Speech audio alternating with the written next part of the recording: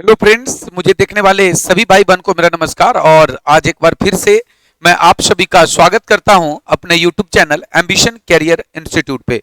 उम्मीद करता हूं बच्चे कि आप सभी मस्त होंगे, अपनी पढ़ाई में लगे होंगे। आज एक इंपॉर्टेंट सेशन लेकर के मैं आपके सामने उपस्थित हूं और इंपॉर्टेंट सेशन ये है कि बिहार बोर्ड 12th हिंदी का ऑफिशियल मॉडल पेपर जारी कर दिया है और आज उसी हिंदी का सॉल्यूशन हम लोग करेंगे। और ये जो सॉल्यूशन होगा इंटरमीडिएट एग्जामिनेशन 2023 एनुअल, मतलब जिस तरीके से आपका एग्जामिनेशन में आपकी जो 12th फाइनल बोर्ड में जो जिस तरीके से आपका क्वेश्चन होगा हिंदी की, और उसी तरीके का सारा क्वेश्चन एक मॉडल पेपर के रूप में है और उसे मैं सारा का सारा हम लोग आज एक साथ मिल करके इसकी सॉल्यूशन को करेंगे, ठीक है ना। तो ये आज जो हम लोग करने वाले हैं, आज जो हम लोग सॉल्यूशन करेंगे बच्चे, ये होगा है ना आईएससी और आई कॉम के लिए, मतलब साइंस वाले और कॉमर्स वाले के लिए आज हम लोग कवर कर लेंगे। और जो अगली वीडियो आएगी उसमें हम लोग कवर कर लेंगे आपका आर्ट्स वालों का भी, ठीक है बच्चे। तो उम्मीद करता हूं कि आप सभी लोग रेडी होंगे, ठीक है ना। चलिए तो शुरू करते हैं आज का वीडियो विदाउट वेस्टिंग टाइम। और मोस्ट इंपॉर्टेंट बात, अगर आप में से कोई पहली बार चैनल पे आते हैं तो चैनल को सब्सक्राइब करना बिल्कुल नहीं भूलिएगा, प्रेस है ना बेल आइकन को प्रेस कर दीजिए, नोटिफिकेशन हर वीडियोज की आपकी मिलती रहेगी। सारी की सारी मॉडल पेपर इसी चैनल पर आपको मिल जाएगा, बस आज से कल तक में सारा का सारा मिल जाएगा, ठीक है मेरे बच्चे। चलिए तो शुरू करते हैं आज का वीडियो विदाउट वेस्टिंग टाइम, ठीक है। चलिए तो ये देखिए, आपका पहला क्वेश्चन आपके स्क्रीन पे दिख रहा होगा, इस तरीके से है।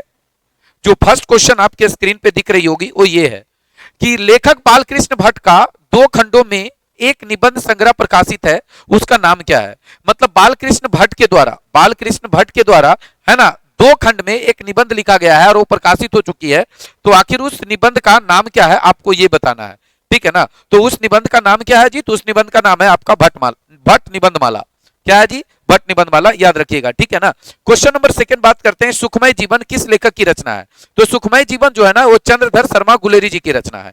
क्या क्लियर हो गया? अब क्वेश्चन है, लहना सिंह को गोली कहां लगी थी। लहना सिंह को गोली कहां लगी थी? तो हाथ में नहीं लगी थी, पेट में नहीं लगी थी, सिर में नहीं लगी थी, कहां लगी थी? जांग में लगी थी। कहां लगी थी? जांग में लगी थी, ठीक है ना। चलिए क्लियर हुआ होगा यहां तक। क्वेश्चन नंबर 3 हमारा कवर हो गया है। क्वेश्चन नंबर 4 देखिए, और क्वेश्चन नंबर 4 आपके स्क्रीन पे दिख रहा होगा, ध्यान से चीजों को समझिएगा। 4 नंबर क्वेश्चन में है आपका, जो 4 नंबर क्वेश्चन है बच्चे वो इस तरीके से है, ध्यान से देखेंगे कि 4 नंबर जो क्वेश्चन है आपका इस तरीके से है, ध्यान से समझिएगा। 4 नंबर क्वेश्चन है कि जयप्रकाश नारायण शिक्षा प्राप्ति के लिए अमेरिका कब गए थे। जयप्रकाश नारायण जी शिक्षा प्राप्ति के लिए अमेरिका कब गए थे? तो अमेरिका गए थे 1922 ईस्वी में। कब गए थे? 1922 ईस्वी में गए थे, ठीक है ना। और देखिए क्वेश्चन नंबर 5 कि जयप्रकाश नारायण ने राजनीति में करप्शन का कारण किसे बताया है ना। संपूर्ण क्रांति जो आप लोग पढ़ते हैं, जो है ना संपूर्ण क्रांति जब पढ़ते हैं जो जयप्रकाश नारायण जी के द्वारा लिखा गया है, उसमें उस है ना संपूर्ण क्रांति में तो उन्होंने है ना राजनीति में करप्शन का कारण किसे बताया है? तो उन्होंने चुनाव में जो ज्यादा खर्चा होता है ना उसका उन्होंने करप्शन का कारण बताया है, ठीक है बच्चे। तो ये हमारा क्वेश्चन नंबर 5 हो गया। क्वेश्चन नंबर 6 देखिएगा, और क्वेश्चन नंबर 6 ये है कि रामधारी सिंह दिनकर की पहली कविता किस वर्ष प्रकाशित हुई थी। रामधारी सिंह दिनकर की जो पहली कविता है वो कब प्रकाशित हुई थी? तो रामधारी सिंह दिनकर की जो पहली कविता प्रकाशित हुई थी वो हुई थी 1925 ईस्वी में। और ये जो 1925 ईस्वी में प्रकाशित हुई थी वो हुई थी छात्र सहोदर में। किसमें? तो छात्र सहोदर में हुई थी, ये बात याद रखिएगा, ठीक है। तो क्वेश्चन नंबर 6 का आंसर क्या हो गया? तो बी नंबर हो गया। क्वेश्चन नंबर 7 देखिएगा। क्वेश्चन नंबर 7 में है कि जैन धर्म का वह संप्रदाय जो वस्त्रहीन जीवनचर्या स्वीकार करता है उसे क्या कहते हैं। मतलब जैन धर्म में जो वस्त्रहीन रहते हैं उसे क्या कहते हैं? तो उसे हम दिगंबर कहते हैं, और जो श्वेत वस्त्र धारण कहते हैं उसे श्वेतांबर कहा जाता है, ठीक है मेरे बच्चे। उम्मीद करता हूं यहां तक क्लियर हुआ होगा। आगे बढ़िए। क्वेश्चन नंबर 8 है कि शेखर एक जीवनी नामक उपन्यास कितने भाग में लिखा गया है। शेखर एक जीवनी उपन्यास जो है कितने भाग में लिखा गया है? तो ये लिखा गया है 2 भाग में। कितने भाग में? तो ये 2 भाग में लिखा गया। और मैं आपको बता दूं, ये जो 2 भाग में लिखे गए हैं ना, तो ये दोनों भाग में, जैसे भाग 1 हो गया, भाग 2 हो गया, तो इसमें भी 4 खंड है और इसमें भी 4 खंड है। इसमें भी 4 खंड और इसमें भी 4 खंड, मतलब दोनों में 4 4 खंड है, ठीक है ना। चलिए क्लियर हुआ होगा। Question number 8 cover. Question number 9 देखिए, 9 नंबर क्वेश्चन है कि लेखक जैनेन्द्र कुमार की रचना त्याग पत्र का, है ना, लेखक जैनेन्द्र कुमार की रचना त्याग पत्र का अंग्रेजी अनुवाद किसने किया था। ठीक है, तो ये अनुवाद करने वाले थे अज्ञे साहब ने। इनका नाम क्या था? सचितानंद हीरानंद वात्स्यायन अज्ञे, ठीक है। तो क्वेश्चन नंबर 9 का आंसर क्या हो गया? तो सी नंबर हो गया। क्वेश्चन नंबर 10 देखिए कि रोज शीर्षक पाठ में मालती के पिता ने है ना, मालती के पिता ने मालती को कितने पेज रोज पढ़ने को कहा था? तो वो 20 पेज पढ़ने को बोला था उन्होंने। कितने? 20 पेज पढ़ने को बोला था। ठीक है, क्वेश्चन नंबर 10 कवर हो गया। क्वेश्चन नंबर 11 देखिए। क्वेश्चन नंबर 11 आपके स्क्रीन पे दिख रहा है। क्वेश्चन नंबर 11 इस तरीके से है कि लाला राजपत के सहयोगी कौन थे? इनमें से लाला राजपत राय के सहयोगी कौन थे? भगत सिंह के पिता और चाचा, भगत सिंह के दादा, भगत सिंह के मामा, भगत सिंह के नाना। तो करेक्ट आंसर होगा ए नंबर, भगत सिंह के पिता और चाचा जो हैं वो लाला राजपत जी के क्या थे? सहयोगी थे। ठीक है ना, क्लियर हुआ। क्वेश्चन नंबर बात करते हैं 12 में। 12 नंबर क्वेश्चन है आपका, यहाँ पे देखिए कि साम्यवाद के जन्मदाता कौन थे? तो साम्यवाद के जन्मदाता कौन थे? प्लेटो नहीं थे, अरस्तु नहीं थे, निकोलस नहीं थे, कौन थे? कार्ल मार्क्स थे। कार्ल मार्क्स थे, ये है ना साम्यवाद के जन्मदाता थे। ठीक है, तो क्वेश्चन नंबर हमारा 12 हो गया। क्वेश्चन नंबर 13 देखिएगा कि जगदीश चंद्र माथुर की रचना सारदिया का प्रकाशन वर्ष क्या है ना, किस वर्ष प्रकाशन किया गया था? जो जगदीश चंद्र माथुर जी के द्वारा जो लिखी गई रचना है जिसका नाम है सारदिया, वो किस वर्ष प्रकाशित हुआ था? तो प्रकाशित हुआ था 1959 ईस्वी में। तो क्वेश्चन नंबर 13 का आंसर क्या हो गया? सी नंबर। 14 नंबर क्वेश्चन देखिए, धांगड़ शब्द का अर्थ ओरांव भाषा में क्या होता है ना? ओरांव भाषा, ओ शदानीरा चैप्टर का ये क्वेश्चन है, जगदीश चंद्र माथुर जी के द्वारा ही लिखा गया है। ठीक है, तो धांगड़ शब्द का ओरांव भाषा में अर्थ क्या होता है? तो भाड़े का मजदूर होता है। क्या होता है जी? भाड़े का मजदूर होता है। ठीक है, चलिए सारे के सारे मॉडल पेपर के आपके सॉल्यूशन बस 1 से 2 दिन में मिल जाएंगे। ठीक है, जितना संभव हो सके आप वीडियो को शेयर जरूर करते रहिएगा। ठीक है, ताकि आप पूरे बिहार में फैल जाए और सभी बच्चों को इसका फायदा मिले बच्चे। ठीक है, आइए क्वेश्चन नंबर बात करते हैं हम लोग 15 नंबर में। और 15 नंबर क्वेश्चन आपके स्क्रीन पे दिख रही होगी कि किसके आग्रह पर गांधी जी ने चंपारण जाना स्वीकार किया था? आप जानते हैं कि चंपारण में है ना गांधी जी ने एक आंदोलन किया था, तो चंपारण जाने के लिए है ना कौन अनुरोध किया था और गांधी जी चंपारण चले गए थे? तो वो व्यक्ति थे राजकुमार शुक्ल जी। वो व्यक्ति कौन थे? राजकुमार शुक्ल जी थे। ठीक है ना, क्वेश्चन नंबर 16 में कि लौरिया नंदनगढ़ के सिंह स्तंभ का निर्माण किसने कराया था? तो इसका निर्माण किसने कराया था? तो इसका निर्माण कराया था सम्राट अशोक ने। किसने करवाया था जी? तो सम्राट अशोक ने करवाया था। तो क्वेश्चन नंबर 17 हो गया। क्वेश्चन नंबर 16 हो गया। 17 देखिए, लेखक मोहन राकेश के पिताजी का नाम क्या था? तो लेखक मोहन राकेश के पिताजी का नाम जो था उनका नाम था करमचंद गुगलानी। क्या था जी? करमचंद गुगलानी था। ठीक है ना, तो क्वेश्चन नंबर कितना हो गया? 17 हो गया। क्वेश्चन नंबर 18 देखिएगा। क्वेश्चन नंबर 18 देखेंगे। ठीक है, क्वेश्चन नंबर 18 देखिएगा आप सभी लोग। क्वेश्चन नंबर 18 ध्यान से समझिएगा, है ना। तो क्वेश्चन नंबर 18 में है, ध्यान से, कि लेखक मोहन राकेश किस युग के प्रमुख कथाकार एवं नाटककार थे?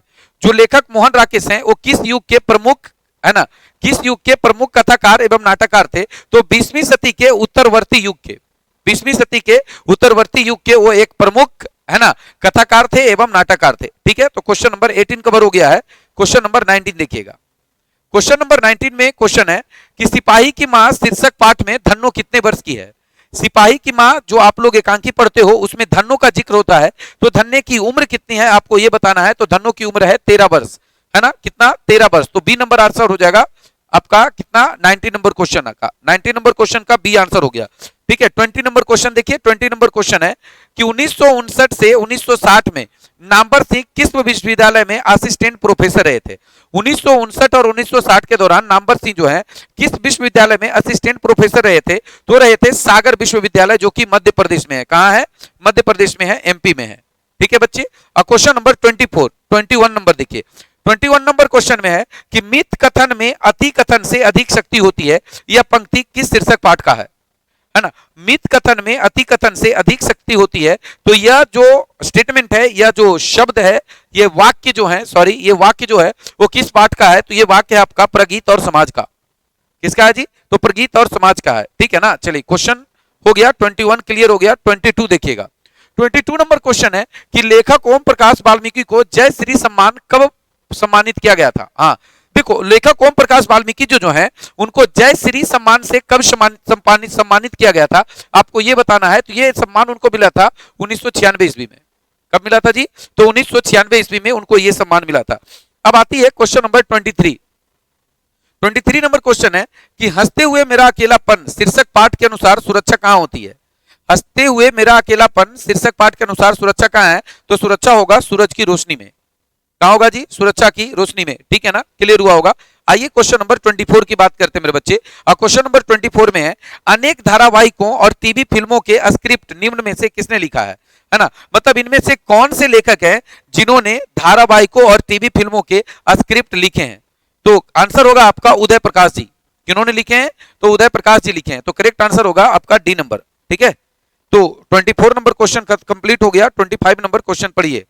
और 25 नंबर क्वेश्चन आपको दिख रहा है, देखिए किस तरीके से कि त्रिच शीर्षक पाठ में एसएचओ, त्रिच जब आप पढ़ेंगे जो उदय प्रकाश जी के द्वारा लिखा गया है, जब आप इसको पढ़ेंगे इसमें एक एसएचओ का चर्चा हुआ है। तो उनका वैवाहिक जीवन कितने साल का था? तो उनका वैवाहिक जीवन था 13 साल का। ठीक है, चलिए क्लियर हो गया। क्वेश्चन नंबर 25 हो गया। क्वेश्चन नंबर 26 देखिए। अब क्वेश्चन नंबर 26 में है कि निम्न में से कौन है ना पारंपरिक शिक्षा प्रणाली से असंतुष्ट थे? ये देखो, ये जो पारंपरिक जो शिक्षा प्रणाली है, जो अभी का जो वर्तमान शिक्षा प्रणाली है, इससे कौन खुश नहीं थे? भगत सिंह, जे कृष्णमूर्ति, बालकृष्ण भट्ट और उदय प्रकाश। तो आंसर होगा आपका बी नंबर, जे कृष्णमूर्ति। आंसर क्या हो जाएगा जी? तो जे कृष्णमूर्ति हो जाएगा। ठीक है ना। क्वेश्चन नंबर 27 देखिए। आकर आ, दुर्गई और दुर्गऊ ये क्या है?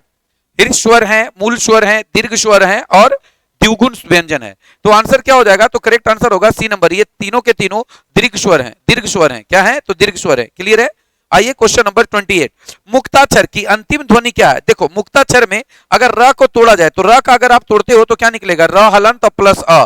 तो अंतिम ध्वनि कौन हो गया? अ हो गया। तो अंतिम ध्वनि क्या हो गया जी? तो डी हो जाएगा स्वर। क्या हो जाएगा? स्वर हो जाएगा। ठीक है ना। आइए क्वेश्चन नंबर बात करते हैं 19 में।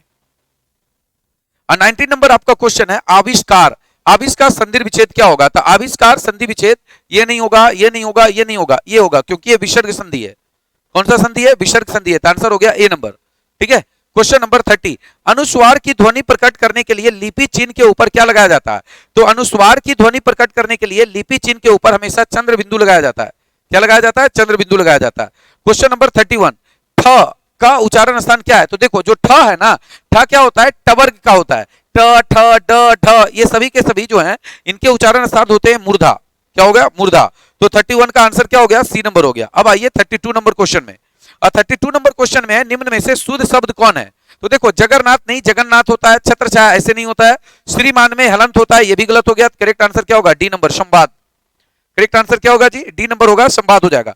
तो क्वेश्चन नंबर हम लोग कितना कवर कर लिए हैं? क्वेश्चन नंबर हम लोग 32 कवर कर लिए हैं। अब देखिए क्वेश्चन नंबर 33 है। क्वेश्चन नंबर 33 क्या कहता है कि द्वंद्व समास में पदों के बीच कौन चिन्ह लगता है? देखो, जो द्वंद्व समास होता है ना, उसमें पदों के बीच कौन सा चिन्ह लगता है? जैसे मान लीजिए मैंने लिख दिया रात दिन, तो ये जो चिन्ह है ना, ये कौन सा चिन्ह है? तो इस चिन्ह को हम लोग योजक चिन्ह कहते हैं। क्या कहते हैं? योजक चिन्ह कहते हैं। तो आंसर क्या हो गया? ए नंबर हो गया। ठीक है। 34। कावेरी नदी कौन संज्ञा है? अब देखो, कावेरी नदी क्या है? किसी नदी का खास नाम है, और किसी के भी खास नाम को है ना क्या कहते हैं? व्यक्तिवाचक संज्ञा कहते हैं। तो आंसर क्या हो जाएगा? सी नंबर होगा। निर्माण शब्द कौन सा लिंग है? तो निर्माण शब्द जो है ना, ये पुलिंग हो जाएगा। क्या हो जाएगा? पुलिंग हो जाएगा। निर्माण शब्द कौन सा लिंग हो जाएगा जी? पुलिंग हो जाएगा। ठीक है, क्लियर हुआ होगा आप सभी का। क्वेश्चन नंबर आइए नेक्स्ट। क्वेश्चन नंबर आपका 36 देखिएगा। और 36 नंबर क्वेश्चन में है भीख। ये भीख किस प्रकार का शब्द है? तो भीख जो है ये आपका तद्भव है ना। Question number 37। नाला शब्द का स्त्रीलिंग रूप क्या होगा? नाला शब्द का स्त्रीलिंग रूप क्या होगा? तो इनका स्त्रीलिंग रूप होगा नाली। ठीक है। अब देखिए 38 में ये में किस कारक का विभक्ति चिन्ह होता है? तो में होता है अधिकरण का। किसका होता है जी? अधिकरण कारक का विभक्ति चिन्ह होता है। ठीक है। चलिए, उम्मीद करता हूं बच्चे सारे लोगों को समझ में आ रहा होगा। ठीक है, चलिए आइए क्वेश्चन नंबर 39 की बात करेंगे। 39 नंबर क्वेश्चन है वाक्य में क्रिया का फल जिस पर पड़ता है उसे क्या कहते हैं? देखो, जब आप कोई काम करते हो तो आपके काम का प्रभाव जिस पे पड़ता है ना, उसे कर्म कहा जाता है। क्या कहा जाता है? कर्म कहा जाता है। तो आंसर क्या हो जाएगा? सी नंबर हो जाएगा। अब क्वेश्चन नंबर 40 देखिए। छत से उतरती हुई लता किस कारक का उदाहरण है? अब देखो, मान लीजिए कोई छत है, वहां से एक लता उतर रही है, मतलब क्या दूर हो रहा है ना जी, इसलिए वहां पर आंसर क्या हो जाएगा? तो आपका हो जाएगा अपादान कारक। तो 40 नंबर का आंसर क्या हो जाएगा जी? सॉरी, हाँ 40 नंबर का आंसर क्या हो जाएगा? बी नंबर हो जाएगा। क्या हो जाएगा? बी नंबर हो जाएगा। ठीक है, चलिए आगे, अपादान कारक हो गया। आइए क्वेश्चन नंबर 41 में। 41 नंबर क्वेश्चन में है हिंदी में कुल कितने सर्वनाम है? हिंदी में कुल कितने सर्वनाम है? जैसे देखो, जब आप हिंदी भाषा पढ़ते हो ना, तो इसमें सर्वनाम की संख्या कितनी है आपको ये बताना है। तो हिंदी में कुल सर्वनाम की संख्या जो है वो 11। जैसे मैं है ना, तू, आप, यह, वह, जो, सो, कोई, कुछ, कौन, क्या, ये सारे के सारे क्या होते हैं? हिंदी में सर्वनाम होते हैं। ये सारे के सारे क्या होते हैं? हिंदी में सर्वनाम होते हैं। तो हिंदी में कुल सर्वनाम की संख्या कितना होता है? 11 होता है। ठीक है ना। अब देखो क्वेश्चन नंबर 42। जो कमाएगा वही खाएगा किस सर्वनाम का उदाहरण है? जो कमाएगा वही खाएगा, तो ये भैया संबंधवाचक सर्वनाम है। देखो डी होगा आंसर। क्वेश्चन नंबर 43, वह लड़का, देखो अगर वह अकेले रहेगा, वह अगर अकेले रहेगा तो ये संकेतवाचक सर्वनाम होता है। ये क्या होता है जी? संकेतवाचक सर्वनाम कह दो, उसको निश्चयवाचक सर्वनाम कह दो, ठीक है। लेकिन अगर वह के साथ अगर नाउन आ गया, संज्ञा आ गया, तो फिर ये क्या हो जाता है? सार्वनामिक विशेषण हो जाता है। क्या होता है? सार्वनामिक विशेषण हो जाता है। ठीक है बच्चे, क्लियर हुआ होगा? यहां तक क्वेश्चन नंबर 43 कवर कर चुके हैं हम लोग। आइए क्वेश्चन नंबर 44 की बात करेंगे।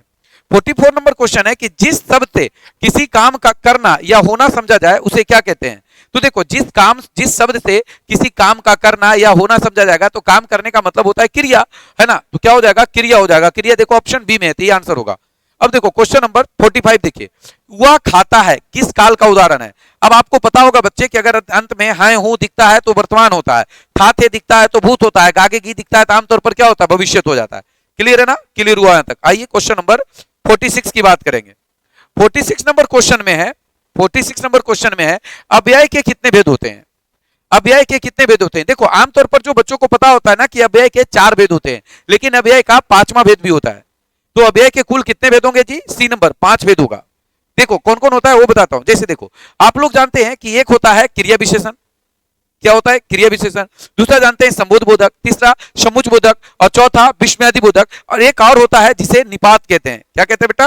निपात अवयव कहते हैं, जिसमें जोर देने वाली बात होती है। जैसे कह देता है ना कि राम ने ही रावण को मारा, तो राम ने ही, तो ये जो ही आया ना, ये क्या कर रहा है? उस पर जोर दे रहा है, तो ये निपात कहलाता है। ठीक है, तो अवयव के कुल कितने भेद होते हैं? 5 भेद होते हैं। क्लियर हुआ होगा? आइए क्वेश्चन नंबर नेक्स्ट देखिए। क्वेश्चन नंबर नेक्स्ट 47 में, 47 नंबर क्वेश्चन है, रचना अथवा बनावट के अनुसार शब्द के कितने भेद होते हैं? रचना अथवा बनावट के अनुसार शब्द के कितने भेद होते हैं? तो शब्द के भेद होते हैं बच्चे, कितना, किधर गया? 3 होता है। हाँ, एक होता है रूढ़ शब्द, योग है ना, यौगिक शब्द और योग रूढ़, आपने सुना होगा। ठीक है, तो करेक्ट आंसर क्या हो जाएगा? ये 47 का आंसर क्या हो जाएगा जी? तो 47 का आपका आंसर हो जाएगा सी नंबर। ठीक है, और 48 पढ़िए, शब्दांश कितने प्रकार के होते हैं? शब्दांश का मतलब होता है शब्द का अंश। क्या होता है? शब्द का अंश कितने प्रकार का होता है? तो आमतौर पर ये 2 होता है। एक होता है कृत प्रत्यय, देखो वो शब्द जो किसी के अंत में आकर जुड़ता है ना, वही शब्दांश कहलाता है। वो अंश जो किसी शब्द के अंत में जुड़ जाता है तो वही क्या कहलाता है? शब्दांश कहलाता है। और ये 2 होता है, एक होता है कृत और एक होता है तदित। एक होता है कृत और एक होता है तदित, याद रखिएगा। ठीक है मेरे बच्चे, चलिए आइए क्वेश्चन नंबर 49 में, निर्वाह शब्द में उपसर्ग क्या है? जब आप निर्वाह शब्द पढ़ते हो तो इसमें उपसर्ग क्या है? तो ये उपसर्ग होगा सी नंबर में। ठीक है, चलिए आइए क्वेश्चन नंबर 49 कवर हो गया। 50 नंबर क्वेश्चन देखिए। 50 नंबर क्वेश्चन है, भिड़ंत शब्द में प्रत्यय क्या है? जो भिड़ंत शब्द है इसमें प्रत्यय क्या है? तो भीड़ जोड़ अंत इज इक्वल टू भिड़ंत, तो आंसर हो गया डी नंबर। ठीक है, क्वेश्चन नंबर 51, आनंद शब्द का विशेषण क्या होगा? तो आनंद शब्द का विशेषण होगा आनंदित। क्या हो जाएगा जी? आनंदित हो जाएगा। आइए क्वेश्चन नंबर 52 की बात करेंगे। 52 नंबर क्वेश्चन, और 52 नंबर क्वेश्चन है, जिस समास में अंतिम पद प्रधान होता है उसे कौन सा समास कहते हैं? जिस समास में अंतिम पद प्रधान होता है उसे कौन सा समास कहते हैं? तो जिस शब्द में, है ना, जिस समास में अंतिम पद प्रधान होता है उसे हम तत्पुरुष समास कहते हैं, और अगर प्रथम पद प्रधान होता है उसे अव्ययी भाव कहते हैं। ठीक है, क्लियर हुआ होगा? आइए क्वेश्चन नंबर 43, धर्माधर्म। धर्माधर्म का मतलब होता है, ध्यान से समझिएगा, धर्माधर्म का मतलब होता है ना, ध्यान से, धर्माधर्म का मतलब होता है धर्म जोड़ अधर्म। धर्म जोड़ धर्म, अब देखो यहां पर देखा जाए तो धर्म जोड़ धर्म ये एक दूसरे का उल्टा है, और एक दूसरे का जब उल्टा होता है, जब एक दूसरे का उल्टा होता है तो उसे द्वंद्व समास कहते हैं। क्या कहते हैं? द्वंद्व समास कहते हैं। ठीक है ना, तो 53 नंबर क्वेश्चन भी कवर हो गया है। क्वेश्चन नंबर 54 देखिए। 54 क्वेश्चन है कि ध्यान में मग्न साधक ये किस पदबंध का उदाहरण है? कुछ बच्चों को तो यह भी नहीं पता होगा कि पदबंध होता क्या है। देखो समझाता हूं, जैसे राम श्याम मोहन ये सभी क्या है? शब्द है। राम श्याम मोहन क्या है? शब्द है। जाना आना ये सभी क्या है? शब्द है। लेकिन जब ये किसी वाक्य में आ जाता है ना तो ये पद बन जाता है। क्या बन जाता है? पद बन जाता है। और पदों के समूह को हम क्या कहते हैं? पदबंध कहते हैं। ठीक है ना, अब जो पदबंध की पहचान जो करनी होती है ना, तो जो मेन शब्द होता है उसमें, जैसे देखो ध्यान में मग्न साधक, तो ये साधक जो है वो ध्यान में मग्न है, तो मेन शब्द ये हो गया। तो साधक क्या होता है? एक संज्ञा होता है, इसीलिए क्या होगा? बी नंबर, संज्ञा पदबंध। क्या हो जाएगा जी? संज्ञा पदबंध हो जाएगा। ठीक है ना, और क्वेश्चन नंबर 55, अर्थ की दृष्टि से वाक्य के कितने भेद होते हैं? अर्थ की दृष्टि से वाक्य के कितने भेद होते हैं? तो अर्थ की दृष्टि से वाक्य के कुल 8 भेद होते हैं। कितने भेद होते हैं? 8 भेद होते हैं, लेकिन रचना की दृष्टि से 3 होता है। रचना की दृष्टि से कौन कौन होता है? जैसे सरल वाक्य, संयुक्त वाक्य और मिश्र वाक्य, आपने सुना होगा। ठीक है, और 8 वाक्य कौन कौन होते हैं? जैसे आप कहते हो विधानवाचक, निषेधवाचक, आपने सुना होगा। ठीक है, प्रश्नवाचक, आज्ञावाचक, इच्छावाचक, संदेहवाचक, ठीक है ना बच्चे। संकेतवाचक, विस्मयादि बोधक, ये सारा का सारा क्या होता है, तो अर्थ की दृष्टि से 8 भेद होते हैं और रचना की दृष्टि से 3 होता है वाक्य भेद। ठीक है, तो करेक्ट आंसर क्या हो गया, बी नंबर हो गया इसका। आइए क्वेश्चन नंबर 56 देखिएगा। अब 56 नंबर क्वेश्चन में क्या है कि सूर्योदय होने पर कुहासा जाता रहा। सूर्योदय होने पर कुहासा जाता रहा, मतलब सूर्योदय हुई कुहासा जाता रहा, तो क्या हो जाएगा, ये संयुक्त वाक्य का उदाहरण है। किसका, संयुक्त वाक्य का उदाहरण है जी। ठीक है, क्वेश्चन नंबर 57 देखिए। 57 में है, निम्नलिखित में शुद्ध वाक्य कौन है, इनमें से शुद्ध वाक्य कौन है। देखिए समझते हैं, पढ़िए शुद्ध वाक्य कौन है, इसको पढ़ेंगे तो समझ में आएगा, पढ़ेंगे तो समझ में आएगा, थोड़ा ध्यान से। क्वेश्चन है नंबर ए में है, इस बात के कहने में किसी को संकोच ना होगा। संकोच नहीं होना चाहिए, तो ये नहीं होगा, आंसर ये गलत है। उसने निवेदिता शीर्षक कविता लिखी गई, हाँ अगर उसने निवेदिता शीर्षक कविता लिखी, अगर केवल इतना रहता तो सही होता, लिखी गई थी गलत हो जाएगा। साहित्य और जीवन का अभिन्न संबंध है, बहुत बढ़िया, ये सही आंसर होगा। वकीलों ने कागजात का निरीक्षण नहीं करता बेटा, वो कागजात पढ़ते हैं, वो कागजात का निरीक्षण नहीं करते बल्कि कागजात को क्या करते हैं, पढ़ते हैं। ठीक है, उसे समझने का प्रयास करते हैं, निरीक्षण नहीं करते। ठीक है, आइए question number next 58 number question देखिए। 58 नंबर क्वेश्चन में कुबेर शब्द का पर्यायवाची शब्द क्या होगा। जो कुबेर शब्द है इसका पर्यायवाची शब्द क्या होगा, तो इसका पर्यायवाची शब्द होगा धनद। ठीक है, 59 आत्मा शब्द का विलोम, ये होगा परमात्मा। आत्मा का विलोम कौन होता है जी, तो आत्मा का विलोम परमात्मा होता है। ठीक है, आइए क्वेश्चन नंबर बात करेंगे 60 नंबर क्वेश्चन देखिए।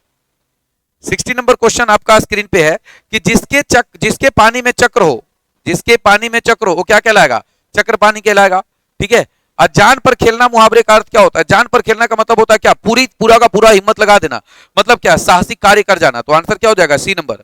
62 पढ़िए कि योग ना होने पर भी जो साथ रहेगा, योग ना होने पर भी जो साथ रहेगा उसे क्या कहते हैं, उसे अयोग वा कहते हैं। क्या कहते हैं, अयोग वा कहते हैं। ठीक है, तो 62 कवर हो गया। 63 देखिए, 63 नंबर क्वेश्चन आपके स्क्रीन पे दिख रहा होगा। कवर्ग, चवर्ग, टवर्ग, तवर्ग, पवर्ग, ये कौन सा व्यंजन है। ये जो कवर्ग, चवर्ग, टवर्ग, तवर्ग, पवर्ग, ये कैसा व्यंजन है। उसमें व्यंजन, अंतःस्थ व्यंजन, संयुक्त व्यंजन, स्पर्श व्यंजन, ये सारे के सारे स्पर्श व्यंजन होते हैं। ठीक है, क्वेश्चन नंबर 64 उच्चारण का संधि विच्छेद क्या होगा। उच्चारण, तो उत जोड़ चारण इज इक्वल टू उच्चारण, आंसर होगा ए नंबर। ठीक है, क्वेश्चन नंबर 65 में मां का उच्चारण स्थान क्या होता है। देखो प फ ब भ म, तो म प फ ब भ म, देखो ओठ सट रहा है ना, तो उच्चारण स्थान क्या हो जाएगा, ओष्ठ हो जाएगा। तो बी नंबर हो गया आंसर जी। क्वेश्चन नंबर 66 देखिए, और 66 नंबर क्वेश्चन में आपका ये है कि निम्न में से शुद्ध शब्द कौन है, निम्न में से शुद्ध शब्द कौन है। अब देखो दधीची नहीं, गलत है, पुण्य गलत, पृष्ठ गलत, करेक्ट आंसर सी अध्ययन। ठीक है, 67 देखिए। 67 नंबर क्वेश्चन है प्रशांत महासागर कौन संज्ञा है। तो प्रशांत महासागर किसी खास सागर का नाम है, किसी खास महासागर का नाम है, क्या हो जाएगा, व्यक्तिवाचक संज्ञा, डी नंबर। ठीक है, लज्जा शब्द कौन सा लिंग है। कई बार आपने को सुना होगा तुझे लाज नहीं आती है, लज्जा नहीं लगती, तो देखो ये क्या होता है, स्त्रीलिंग होता है। ठीक है, तो आंसर क्या हो जाएगा, ए नंबर। क्वेश्चन नंबर 69 जीव कौन सा शब्द है। तो जी एक बार फिर से होगा तद्भव शब्द, जैसे भीख पढ़ा था ना, तो भीख तद्भव शब्द होता है, जीव भी तद्भव शब्द होता है। ठीक है, 69 कवर हो गया। 70 नंबर क्वेश्चन देखिए।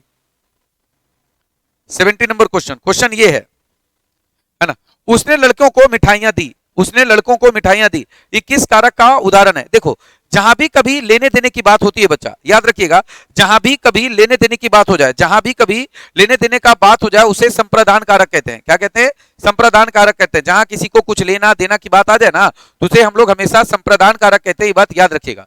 ठीक है, आइए क्वेश्चन नंबर 71 में उपनिवेश शब्द का विशेषण क्या होगा। तो उपनिवेश शब्द का विशेषण जो होगा वो होगा औपनिवेशिक। क्या होगा, औपनिवेशिक। ठीक है ना। 72 रस्सी का टुकड़ा शीर्षक पाठ में बटुआ लौटाने वाले को कितने इनाम की घोषणा की गई। अब समझाता हूं थोड़ा ध्यान से। देखो अभी तक क्या हुआ था ना बच्चे, अभी तक क्या हुआ था कि आपके जो हिंदी किताब है ना उसमें टोटल 2 सेक्शन है, एक गद्य सेक्शन है, एक पद सेक्शन है। ठीक है, लेकिन एक प्रतिपूर्ति भी है, उसमें 3 चैप्टर का नाम है। ठीक है, 3 चैप्टर का नाम आपने सुना होगा, एक है रस्सी का टुकड़ा, एक है कलर की मौत और एक है पेशगी। आमतौर पर उससे क्वेश्चन पूछे नहीं जाते थे, लेकिन अब क्या है, देखो इससे भी क्वेश्चन पूछे जा रहे हैं। तो मैं आपको बता दूं है ना कि रस्सी का टुकड़ा शीर्षक पाठ में बटुआ लौटाने वाले को कितने इनाम की घोषणा की गई थी, आपको यह बताना है। तो 72 नंबर अगर हम क्वेश्चन की बात करें तो 72 का आंसर होगा सी नंबर, 20 फ्रैंक। कितना, 20 फ्रैंक की बात हुई थी। ठीक है ना। अब क्वेश्चन नंबर क्या है, 73 पढ़ेंगे। 73 नंबर क्वेश्चन में है कि कलर की मौत, कलर की मौत शीर्षक पाठ में कलर का नाम क्या था। तो उनका नाम था इवान दमित्रिच है ना चेरेवकोव, ये इनका नाम है। ठीक है, तो डी नंबर आंसर हो जाएगा। क्वेश्चन नंबर 74 देखिएगा। 74 नंबर क्वेश्चन में है, पेशगी शीर्षक पाठ में छोटी बच्ची का नाम क्या था? तो फ्रैंकवा था। ए नंबर क्या हो गया जी? ए नंबर हो गया। अब क्वेश्चन नंबर 75, मलिक मोहम्मद जायसी के गुरु कौन थे? मलिक मोहम्मद जायसी के गुरु कौन थे? तो उनके गुरु का नाम था सूफी संत मोहिदी। उनके गुरु का नाम क्या था? सूफी संत मोहिदी। क्लियर हो गया होगा। 76 नंबर क्वेश्चन में है, मलिक मोहम्मद जायसी कैसे कवि हैं? तो आपने पढ़ा होगा कि मलिक मोहम्मद जायसी जो है वो प्रेम की पीर के कवि हैं। कैसे हैं? प्रेम की पीर के कवि हैं। ठीक है। क्वेश्चन नंबर 77, क्वेश्चन नंबर 77 देखिए, शूरदास के दीक्षा गुरु कौन थे? शूरदास के दीक्षा गुरु कौन थे? तो उनके दीक्षा गुरु थे महाप्रभु बल्बाचार्य। और क्वेश्चन नंबर 78, कन्या का अर्थ क्या होता है? कन्या का अर्थ क्या होता है? तो कन्या का अर्थ होता है बेटे गोद। ठीक है ना, ए नंबर में। क्वेश्चन नंबर सी देखिए, सूरदास रचित पद मुख्यतः किस भाव के हैं? तो सूरदास के जितने भी पद होते हैं ना वो आमतौर पर होते हैं वात्सल्य भाव से। क्या? वात्सल्य भाव से। ठीक है बच्चे, वात्सल्य भाव में क्या होता है? जहां पर माँ या माँ और पिता के जो है ना, माँ और पिता का जो है प्यार होता है अपने बच्चों के प्रति, दैट इज कॉल्ड वात्सल्य भाव। ठीक है। चलिए 80 नंबर क्वेश्चन देखिए। 80 नंबर क्वेश्चन है, 80 नंबर क्वेश्चन में है कि पिता नंद की गोद में बैठकर बालक कृष्ण के भोजन करने का वर्णन सूर्य के किस पद में वर्णित है? तो देखो, प्रथम पद में, तृतीय पद में, द्वितीय पद में, और इनमें से कोई नहीं। आंसर होगा आपका द्वितीय पद में। समझा देता हूं, आपके जो सिलेबस है, आपके जो पाठ्यक्रम है दिगंत भाग 2 में, उसमें सूरदास का 2 पद है। पहला पद में बालक कृष्ण को माता यशोदा के द्वारा जगाया जा रहा है, और दूसरे पद में बालक कृष्ण जो है वो अपने पिता नंद की गोद में बैठ के खाना खा रहे हैं। इसीलिए आंसर क्या होगा? सी नंबर हो जाएगा, द्वितीय पद। क्लियर है बच्चे? 81 नंबर क्वेश्चन देखिएगा। और 81 नंबर क्वेश्चन आपका है इस तरीके से कि तुलसीदास का मुंह बोला नाम क्या था? तुलसीदास का मुंह बोला नाम क्या था? तो इनका मुंह बोला नाम था बच्चे आपका, किधर गया? डी नंबर में, राम बोला। इनका नाम क्या था? तो राम बोला था। ठीक है। क्वेश्चन नंबर 82 देखिए, तुलसीदास के दीक्षा गुरु का नाम क्या था? तो इनके दीक्षा गुरु का नाम था नरहरिदास। तो 82 का आंसर हो गया ए नंबर। 82 का आंसर हो गया ए नंबर। 83 देखिए, रामलला न छू किस कवि की रचना है? रामलला न छू ये किस कवि की रचना है? तो रामलला न छू ये आपका तुलसीदास की रचना है। तो 83 कंफर्म हो गया। 84 देखिए, 84 नंबर क्वेश्चन है, नाभादास रचित भक्तमाल के 316 छप्पे में कितने भक्तों के चरित्र वर्णित है? तो 200 भक्त है ना। नाभादास के द्वारा जो लिखा गया है भक्तमाल, उसमें 316 छप्पे लिखे गए हैं। तो उसमें 316 छप्पे में कितने भक्तों के बारे में बताया गया है? तो 200 भक्तों के बारे में बताया गया है। ठीक है ना, क्लियर है। 6 पंक्तियों के गे पद, गे पद का मतलब होता है गाने वाला पद। तो 6 पद का जो गे पद है उसे क्या कहते हैं? तो 6 पद का जो गे पद है उसे हम लोग छप्पे कहते हैं। क्या कहते हैं जी? तो उसे छप्पे कहते हैं, याद रखिएगा। ठीक है ना।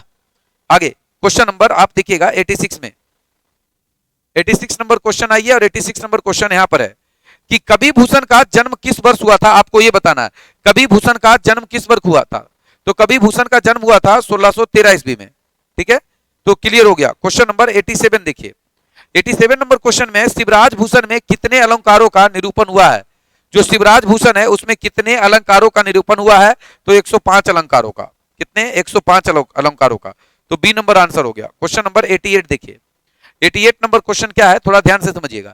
88 क्वेश्चन है, करवाल का अर्थ क्या होता है? तो करवाल का अर्थ होता है तलवार। ये कवित भूषण जी के द्वारा लिखा गया है, वो द्वितीय पद में मिलेगा, द्वितीय पद है इसका। कहां तक बखान करूं तेरी कलबार को, याद है ना जी। चलो आगे क्वेश्चन नंबर 89, जयशंकर प्रसाद रचित एक घूंट नामक नाटक का रचना काल क्या है? जयशंकर प्रसाद के द्वारा जो रचा गया है, जयशंकर प्रसाद के द्वारा जो रचित है एक घूंट नामक नाटक, इसका रचना काल क्या है? तो 1928 है। क्या है? 1928 है। ठीक है। क्वेश्चन नंबर 90, कामायनी महाकाव्य की नायिका का नाम क्या है? तो कामायनी महाकाव्य की जो नायिका है उनका नाम है श्रद्धा। ए नंबर। तो 90 का आंसर क्या हो गया बच्चा? तो 90 का आंसर हो गया ए नंबर। 91 देखिए, और 91 नंबर क्वेश्चन में है, कवित्री सुभद्रा कुमारी चौहान के क्रॉस वेस्ट गर्ल्स स्कूल में कौन प्रसिद्ध कवित्री ने प्रारंभिक शिक्षा प्राप्त की थी? मतलब क्या, जब सुभद्रा कुमारी चौहान प्रारंभिक शिक्षा प्राप्त कर रही थी उनके साथ एक और कौन थी? तो उनका नाम था महादेवी वर्मा। तो बी नंबर आंसर हो जाएगा। ठीक है। आगे 92 देखिए, कि फिर भी कोई कुछ न कर सका, छिन ही गया खिलौना मेरा, मैं असहाय विवश बैठी ही रही, उठ गया छौना मेरा। यह पंक्ति किस कविता की है? यह पंक्ति किस कविता की है? तो यह पंक्ति आपका पुत्र वियोग की है। यह पंक्ति किस कविता की है जी? तो यह पंक्ति है पुत्र वियोग की। ठीक है। तो 92 का बी हो गया आंसर। 93 नंबर क्वेश्चन देखिए। नया युखून नामक पत्र का संपादन गजानन माधव मुक्ति बोध ने कहां से किया था? तो उन्होंने किया था नागपुर से। तो 93 का आंसर क्या होगा? सी नंबर हो जाएगा। 93 का आंसर क्या होगा? सी नंबर हो जाएगा। 94 देखिएगा कि निम्न में से किस कवि ने प्राय लंबी कविताएं ही लिखी है? अब देखो इसमें सबसे लंबा नाम तुमको गजानन माधव मुक्ति बोध का दिखेगा, इसीलिए सही आंसर क्या होगा? गजानन माधव मुक्ति बोध। क्लियर है? आइए क्वेश्चन नंबर 95 आत्महत्या के विरुद्ध, आत्महत्या के विरुद्ध शीर्षक कविता किसकी रचना है? तो नावादास की नहीं है, शमशेर बहादुर सिंह की नहीं है, जयशंकर प्रसाद की नहीं है, आंसर होगा डी नंबर, रघुवीर सहाय जी की। ठीक है, तो 95 कंप्लीट हो गया। 96 नंबर क्वेश्चन देखेंगे और 96 नंबर क्वेश्चन में है अधिनायक शीर्षक कविता में पूरब पश्चिम से कौन आते हैं?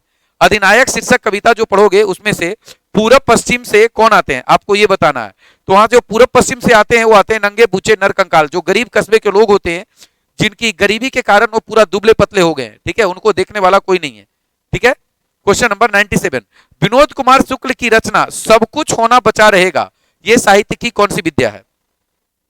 विनोद कुमार शुक्ल की रचना सब कुछ होना बचा रहेगा, ये साहित्य की कौन सी विद्या है? तो ये उनकी कविता संग्रह है। क्या है बच्चे? ये उनकी कविता संग्रह है। क्वेश्चन नंबर 98 निम्न में से किस कवि को 1992 ईस्वी में रघुवीर सहाय स्मृति पुरस्कार प्राप्त हुआ था?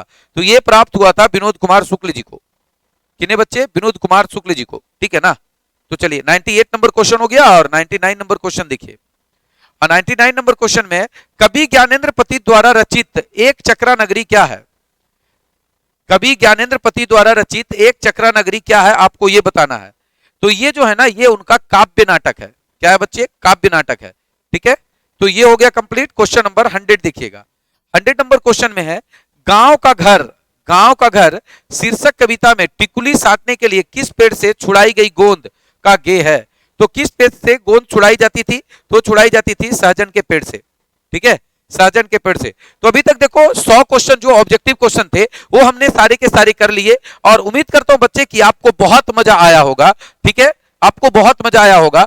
आप जितने भी बच्चे हैं ना, जितने भी बच्चे आते हैं जिनको देखते हैं वो पूरे बिहार में इस वीडियो को फैला दीजिए ताकि सभी को इसका फायदा मिले। ठीक है, मैं बहुत जल्द अगली वीडियो लेकर आऊंगा और वो होगा इंग्लिश का। मैं बहुत जल्द इंग्लिश का मॉडल पेपर लेकर आऊंगा जिसमें 100 क्वेश्चन जितने भी ऑब्जेक्टिव होंगे वो हम करेंगे। आज मैंने ऑब्जेक्टिव कर लिया, अगली क्लास में जो है हम लोग सब्जेक्टिव भी इसका देख लेंगे। ठीक है मेरे बच्चे, thank you, all the very best, good luck, thank you, नमस्कार। ठीक है, कीप वॉचिंग द वीडियो, जितना संभव हो वीडियो को देखिए और अपने सभी दोस्तों के पास इसे शेयर करिए। ठीक है, थैंक यू, नमस्कार, बाय बाय।